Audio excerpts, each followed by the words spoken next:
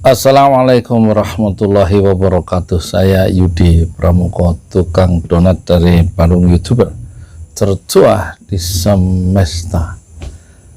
Mengamati perjalanan Indonesia, negeri kita itu, kita sangat cemas ya.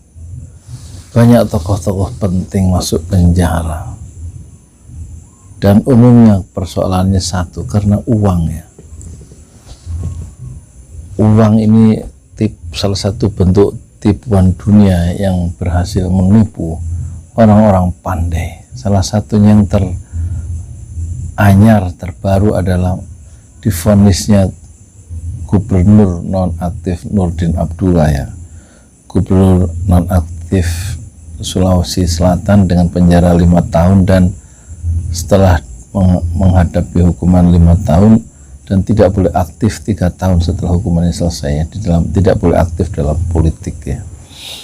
Luar biasa, seorang yang pandai, seorang yang berprestasi akhirnya terjerumus karena tipuan uang ya, karena korupsi. Jadi uang itu, orang yang dekat dengan uang, dengan anggaran, ketika dia masuk dalam struktur pemerintahan atau kekuasaan, itu bisa membuat orang itu kehilangan perspektif ya, padahal dia pandai. Daya-daya sihir uang itu membuat tokoh-tokoh kita masuk penjara ya. Menteri, anggota DPRD dan lain-lain, anggota DPR seperti Syamsuddin dan banyak lagi. Mungkin banyak yang melakukan hal yang sama tapi tidak terungkap, tidak ditangkap oleh KPK atau oleh aparat penegak hukum lainnya. Jadi kita sangat mencemaskan ya, orang berlomba-lomba dengan tingkat ketamakan, dengan tingkat greedy, dengan tingkat kerakusan tertentu untuk mengejar dolar dan dinar ya. Dan tentu yang paling akhir juga kasus PCR, bisnis PCR yang potensial keuntungannya itu sampai 10-20 triliun yang melibatkan Luhut dan Erik, itu semata-mata karena uang yang dikejar. Bisnis PCR di tengah pandemi, mereka menangguk keuntungan yang besar, dan sekarang mereka keduanya, baik Erik Thohir maupun Luhut, berada dalam satu titik fokus perhatian netizen atau civil society, bahwa tindakan-tindakan mereka sangatlah tidak etis ya. Ketika mereka sebagai pejabat publik itu kemudian berbisnis sebagai seorang regulator, juga sekaligus sebagai pemain menjual bisnis PCR. Tentu banyak orang marah terhadap tindakan yang tidak etis seperti ini. Jadi uang betul-betul bisa membuat orang itu tenggelam ya, dan masuk ke dalam penjara. Bukan persoalan sistem politik ya, tapi secara dasariah orang itu memang hubbud dunia, mencintai dunia. Yang dilarang adalah mencari uang dengan segala cara yang mungkin. Yang disarankan adalah mencari uang dengan cara yang halal. Ketika masuk dalam satu situasi yang korup, tentu orang-orang baik, orang-orang yang pandai, orang-orang yang sebelum masuk sistem itu sudah tercerahkan, dia menjadi kehilangan perspektif, kecuali orang-orang yang kuat.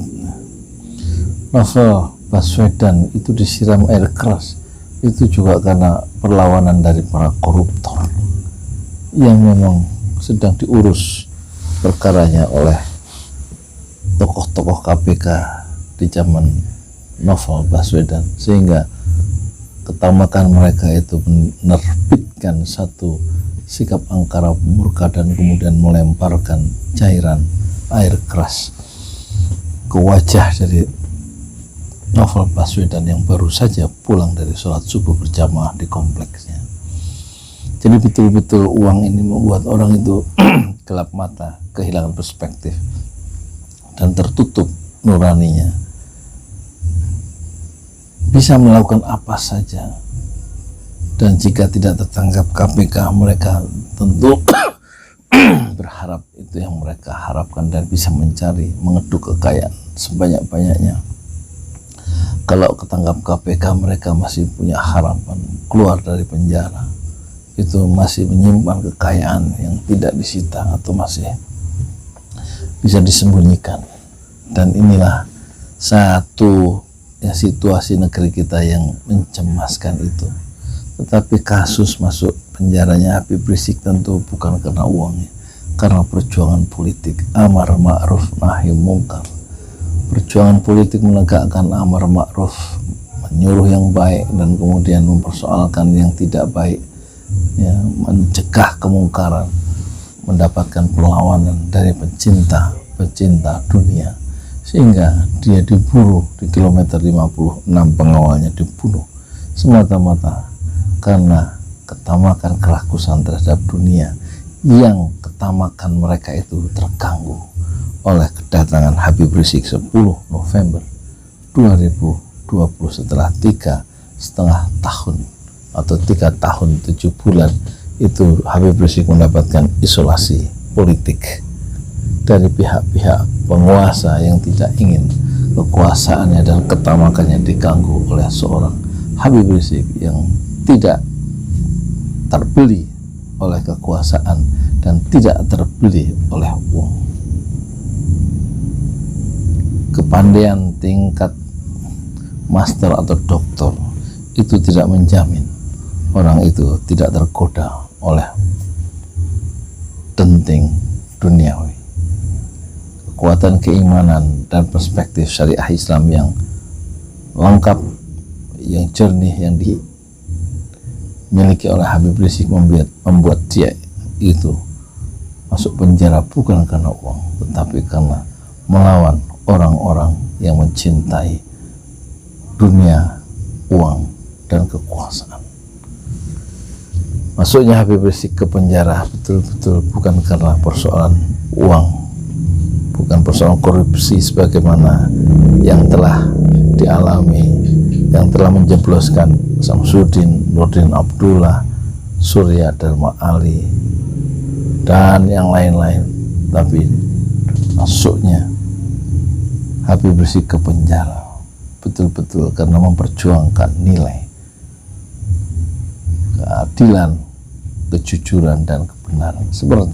Sementara mereka, orang-orang yang masuk penjara, pejabat-pejabat dan tokoh-tokoh, pejabat publik dan tokoh-tokoh publik itu masuk penjara karena mengejar kekayaan dunia yang tidak pernah habis-habisnya dan membuat mereka tercenung dan tersadar ketika mereka menggenggam jeruji besi penjara yang terasa dingin dan kukuh. Saya Yudi Pramuko, tukang donat dari Parung YouTuber tertua di semesta Fasbir Sabran Jamilah, bersabarlah dengan kesabaran yang indah. Assalamualaikum warahmatullahi wabarakatuh.